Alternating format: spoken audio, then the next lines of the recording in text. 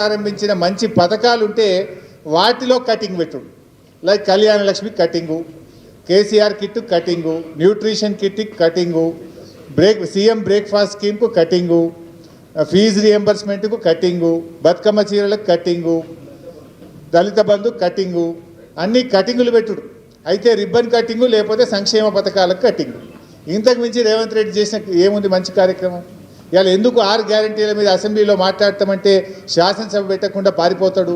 మొన్న అసెంబ్లీ జరిగేటప్పుడు మేము అడిగినాం 10 రోజులు అసెంబ్లీ పెట్టండి అంటే ఒక్కటే రోజు కాళేశ్వరం మీద పెట్టి బురద జల్లి నెగటివ్గా మమ్మల్ని మాట్లాడనీయకుండా, మాకు మైక్ ఇవ్వకుండా బురద జల్లి పారిపోయింది. నిజంగా నువ్వు అంత మంచిగా చేసేది ఉంటే శాసనసభ పెట్టకుండా ఎందుకు పారిపోతా ఉన్నావు?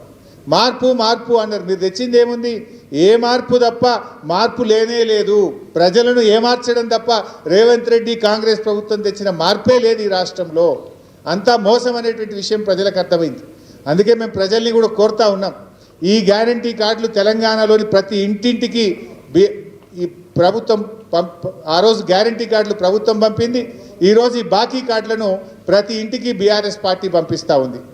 రేపు పంచాయతీరాజ్ ఎన్నికల్లో కానీ జూబ్లీ హిల్స్ ఎన్నికల్లో కానీ ఎవడన్నా కాంగ్రెస్ పార్టీ నాయకుడు ఓటు వస్తే, ఈ ఓటు కోసం వస్తే ఈ బాకీ కార్డు చూపండి, గల్లా బట్టి నిలదీయండి అని చెప్పి నేను ప్రజలకు పిలుపునిస్తూ ఉన్నాను. ఎందుకంటే ఆ రోజు 3 నెలలు భద్రంగా పెట్టుకోండి.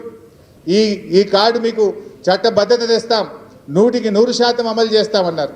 ఆ రోజు సోనియా గాంధీ గారే రాష్ట్ర ప్రజలకు లేఖ రాశారు.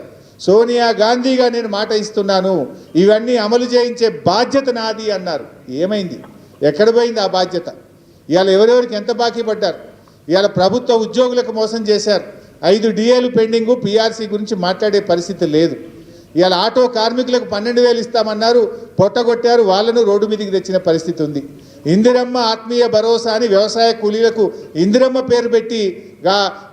పేరు పెట్టిన ఆత్మీయ భరోసాకు కూడా ఇవాళ కటింగే పెట్టిండ్రు. మండలానికి ఒక ఊరికి ఇచ్చిండ్రు, మళ్ళీ అది కూడా బంద్ చేసిండ్రు. ఆ ఒక్క ఊరు కూడా 2వ కిస్తీ ఇవ్వలేదు. మిగతా గ్రామాలకు, మిగతా కూలీలకు ₹1 ఇవ్వలే. ఇందిరమ్మ ఆత్మకు శోభిస్తుంది.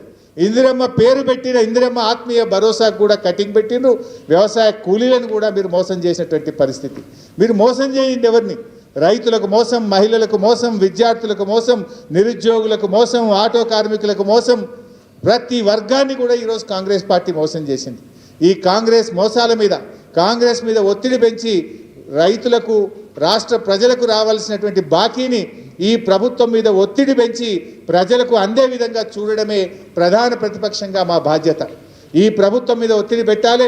రైతులకు రావాల్సిన డబ్బు, నిరుద్యోగులకు రావాల్సిన ఉద్యోగాలు, మహిళలకు రావాల్సిన తులం బంగారం, మహాలక్ష్మి 2,500 ఇవన్నీ ఆయా వర్గాలకు అందే విధంగా ప్రధాన ప్రతిపక్షంగా ప్రభుత్వం మీద ఒత్తిడి తెచ్చే కార్యక్రమం చేయబోతా ఉన్నాం.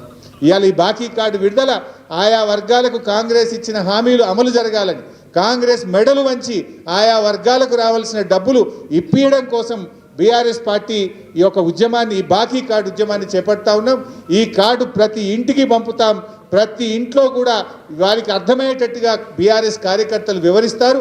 దీంతో రేపు కాంగ్రెస్ నాయకుడు పంచాయతీ ఎన్నికల్లో, జూబ్లీ హిల్స్ ఎన్నికల్లో వస్తే ప్రజలే మిమ్మల్ని నిలదీస్తారు.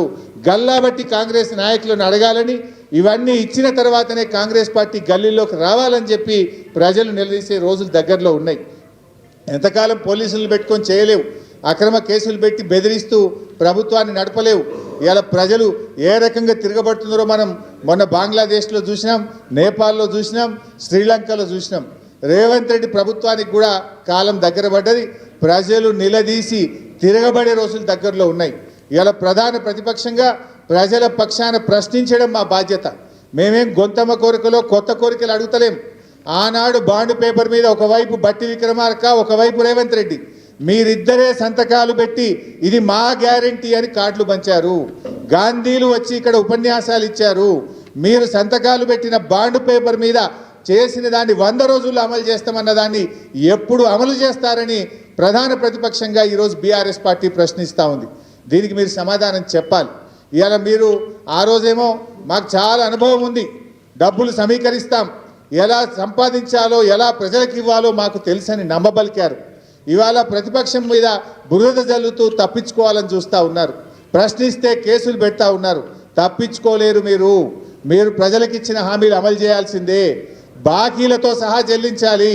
100 రోజుల్లో అమలు చేస్తామన్నారు. ఇవాళ 700 రోజులైంది. మీరు మొత్తం బకాయితో సహా ఇలా బాకీలు చెల్లించాల్సిన బాధ్యత మీ మీద ఉంది అని వివరిస్తూ ఈరోజు ఇంత మంచి కార్యక్రమాన్ని వర్కింగ్ ప్రెసిడెంట్ కేటీఆర్ గారు ఈ బాకీ కార్డును విడుదల చేస్తూ తెలంగాణ ప్రజల్ని చైతన్యం చేసే ఇంత మంచి కార్యక్రమాన్ని వారు చేపట్టినందుకు వారిని అభినందిస్తూ వారిని మాట్లాడాల్సిందిగా కోరుతున్నాను. పెద్దలందరికీ నమస్కారం. మళ్ళొకసారి అందరికీ ధన్యవాదాలు. కాంగ్రెస్ మోసమే ఇవాళ తెలంగాణ ప్రజల చేతుల్లో ఒక పాశుపతాస్త్రం.